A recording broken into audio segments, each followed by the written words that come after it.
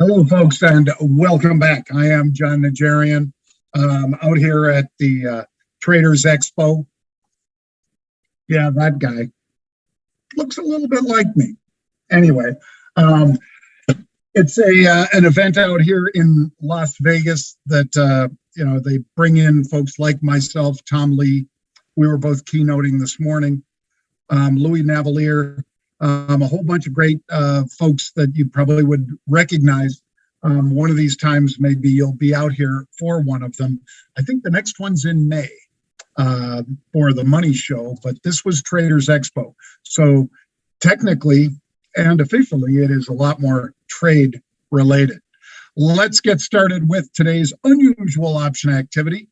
Unusual option activity. Well, on a day when we've got a lot going on, there's, of course, a lot of interesting activity.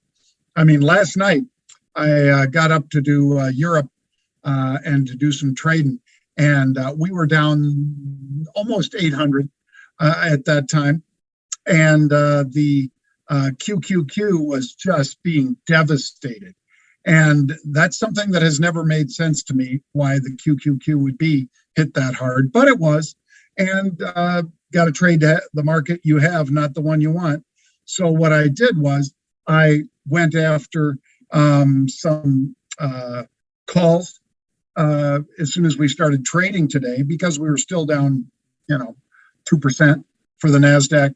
And those have worked out pretty well. Now, the NASDAQ's been like a heartbeat today, folks. It's gone like this. If you're watching, I bet most of you are, you know that. So I am right now looking at the market down 197 for the Dow. S&P has recovered to the highs of the day. It's up 20 points. And the NASDAQ higher by 270. That is a 2% rally there. Thought I'd show you this one. Pete talked about it on the tape this morning as well. And this is Upstart. Upstart, a little fintech play. Why not? Upstart was $110.71. They stepped in early and bought 4,200 of the tomorrow expiring 115 calls. $5, let's call it $4.30 out of the money. Well, how did that work out? Pretty darn well, I'd say. Take a look. That's moving up from that 110 level early on, smashing through 115, smashing through 120, all the way up to 125.70. And as you see, we basically touched over 127 already today. So those calls going $12 in the money. Bam.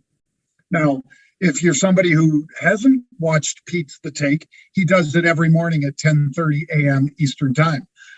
You could put a timestamp on it and go back and take a look at it. You could also just pull it up and see what he said when he said it. But that was a great trade, and knock on wood, we were on that one early. Encouraging you also to check out Crypto Conversations. If you go to cryptoconvo.com, that's CRYPTOCONVO, cryptoconvo.com, you will see some interviews with some leading crypto folks. I get to talk with a whole bunch of folks from DLTX to Ledger. Anyway, a lot more coming too. Make sure you check out Crypto Convo right over on our website. You can get a link, or you can go straight to it at cryptoconvo.com. DHI is our second of today's 3 at 3.